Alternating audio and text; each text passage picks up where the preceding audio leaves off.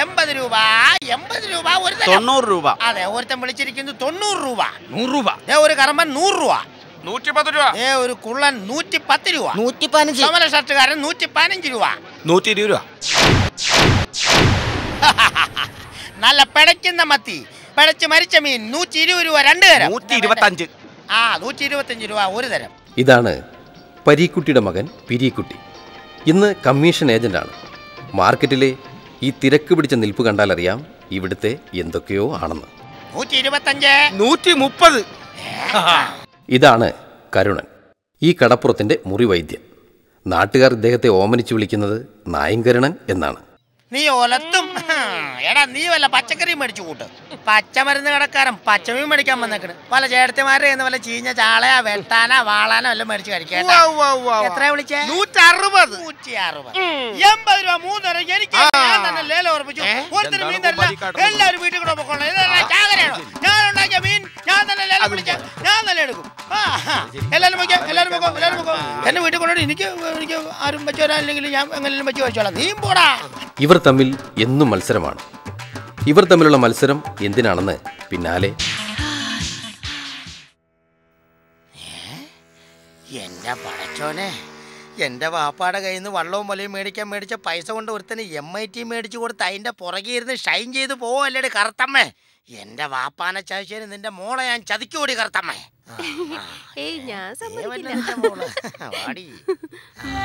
വന്നല്ലോ വനമാല.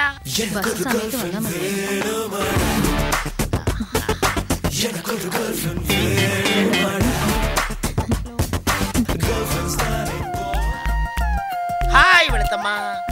വെളുത്തമ്മ എനിക്ക് വേണ്ടി 1 മിനിറ്റ് വെയിറ്റ് ചെയ്യാൻ പറ്റുമോ? അയ്യോ, എനിക്ക് ക്ലാസ്സിൽ ചെന്ന് ഹോംവർക്ക് ചെയ്യാനുള്ളതാ. എന്താ പറയാനുള്ളതെന്ന് വെച്ചാൽ വേഗം പറഞ്ഞു. അതായത് ഭാവിയിൽ പഠിച്ച് ആരായിട്ടാണ് മോഹനൻ അല്ല മോഹം? എനിക്ക് പഠിച്ച് വലിയൊരു ഹോം നേഴ്സ് ആവണം. എനിക്ക് ആ ഹോസ്പിറ്റലിൽ ഡോക്ടറാൻ പറ്റിയല്ലോ.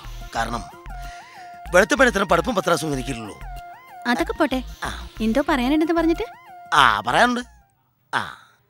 അത് കുറെ നാളായിട്ട് ഞാൻ മനസ്സിൽ കൊണ്ടു നടക്കുക. വെളുത്തമ്മയ്ക്ക് എന്നെ ഇഷ്ടമാണോ? അത് പിന്നെ ഇഷ്ടപ്പെട്ടിട്ട് കാര്യമില്ല. ഇഷ്ടപ്പെടണമെങ്കിൽ ഇപ്പൊ ഇഷ്ടപ്പെടണം. ഇഷ്ടപ്പെട്ടില്ലേ? ഇഷ്ടപ്പെട്ടോ?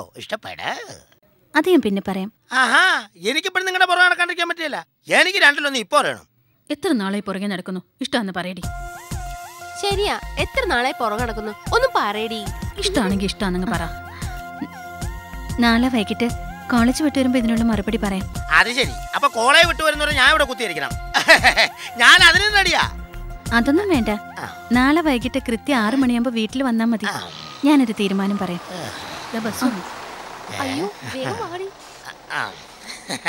ഇവളെ കിട്ടിയില്ലെങ്കിലും കുഴപ്പമില്ല. നമ്മുടെ ബാപ്പ ഇവളുടെ അമ്മക്ക് വള്ളവും മലയും മേടിക്കാൻ കൊടുത്ത കാശെങ്കിലും കിട്ടിയാൽ മതിയായിരുന്നു.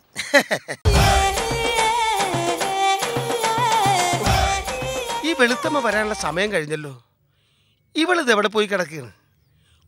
കോളേജ് വിട്ടില്ലേ? ഇനി ആ പരീക്കുട്ടി എങ്ങാനും വരുന്ന വഴി കയറി മുട്ടി റൂട്ട് തിരിച്ചു കൊണ്ടുപോയാവോ?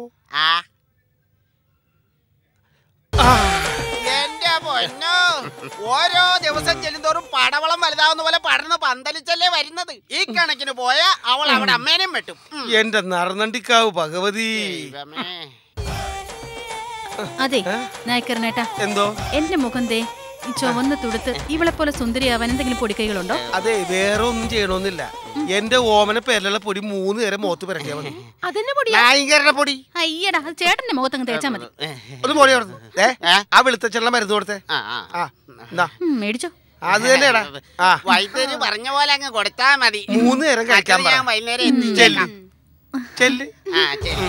അയ്യോ, പോണ കോപ്പിയണ്ടില്ലേ. വെളുത്തമ്മേ, ഞാൻ ചോദിച്ചതിന് മറുപടി പറഞ്ഞില്ല. എനിക്ക് ഒത്തിരി ആലോചനകളൊക്കെ വരുന്നുണ്ട്. കഴിഞ്ഞ ദിവസം കോട്ടക്കൽ അരിവിതശാലയിൽ ലേഹ്യമുണ്ടാക്കുന്ന അലോഷിയുടെ മകൾ മനീഷയെ എനിക്ക് വേണ്ടി ആലോചിച്ചതാ. എന്നിട്ട് കരുണേട്ടൻ എന്ത് പറഞ്ഞു? ഞാൻ പറഞ്ഞു എനിക്ക് ഒരാളോട് ആലോചിക്കാറുണ്ട്. ആരുമായിട്ട്? ഓ, അതും അറിയില്ലേ? ഈ നിൽക്കുന്ന വെളുത്തമ്മയോട്. അല്ലാണ്ട് ആരോടാ? അതും അറിയില്ല. കൊറേ നാളായില്ലേടി ഇങ്ങനെ പുറകെ നടക്കുന്നു. ഇഷ്ടമാണെന്ന് പറ. അത് പിന്നെ നാളെ വൈകിട്ട് കോളേജ് വിട്ടു വരുമ്പോ ഞാൻ മറുപടി പറയാം. അല്ല വേണ്ട, നാളെ വൈകിട്ട് കൃത്യം 6 മണിയാകുമ്പോ വീട്ടിൽ വന്നാൽ മതി. ഞാനൊരു തീരുമാനം പറയാം.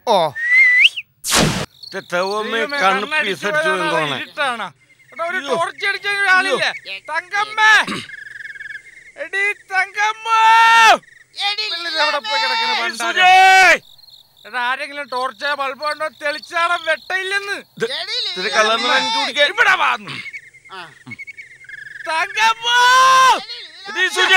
കാണൂല. ഇത് എപ്പ ചെല്ലാനാണ് വീട്ടിൽ? ഒരു ലൈൻ മറിച്ചിട്ട് അതിലും വഴി നടക്കണം, അല്ലെങ്കിൽ കാലുറക്കണില്ല. അയ്യോ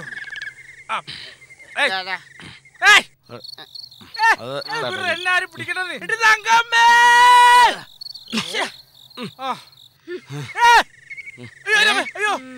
അതെ, ഇവിടെ നീ കൊല്ലുന്ന നോട്ടം നോക്കാ. ഇതിലാരാ തങ്കപ്പെന്ന് വെച്ചാ വിളിച്ചിട്ട് പോയിട്ട്.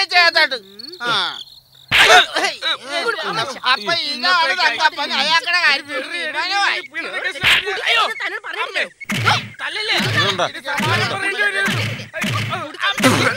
അയ്യോ രാമായണ മാസാണെന്ന്. രാമായണം വായിക്കണേറ്റിട്ട് എന്ത് നോക്കിക്കടാ? ഒന്ന് വീട്ടിൽ പോടാ പണ്ടാരൊക്കെ.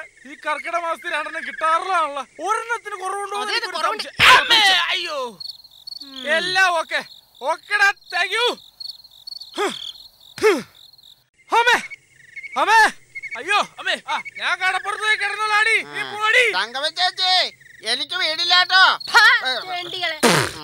അവൾ എന്റെ ഭാര്യ കണ്ടിരുന്നു. എന്റെ ഭാഗ്യം ഇല്ലെങ്കിൽ ഞാൻ കുറെ മേടിച്ചു കൂട്ടിയാണ്. എന്റെ ദൈവമേ.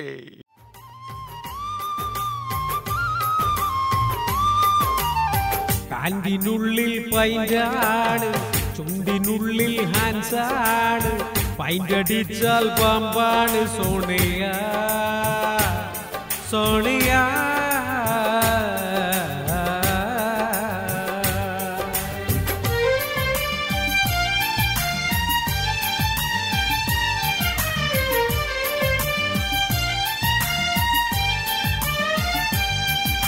സേവിച്ചു സേവിച്ചു ഇവർ നീരും മുമ്പേ നീ എന്നെ തനിച്ചാകിയകന്നിടുമോ? ഒന്നും രണ്ടാണ്, രണ്ടടിച്ചാൽ പൂസാണ്, പൂസായ ഞാൻ വിറ്റാകും സോണിയ സോണിയ.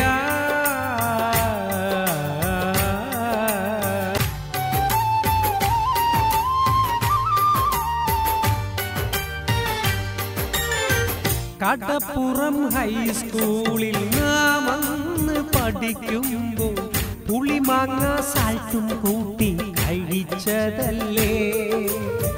കടപ്പുറം ഹൈസ്കൂളിൽ നാം അന്ന് പഠിക്കുമ്പോൾ പുളിമാങ്ങ സാൽട്ടും കൂട്ടി കഴിച്ചതല്ലേ? മാങ്ങ തിന്നത് നീയാണ്, തല്ലുകൊണ്ടത് ഞാനാണ്, തല്ലെനിക്ക് പുല്ലാണ് സോണിയ സോണിയ.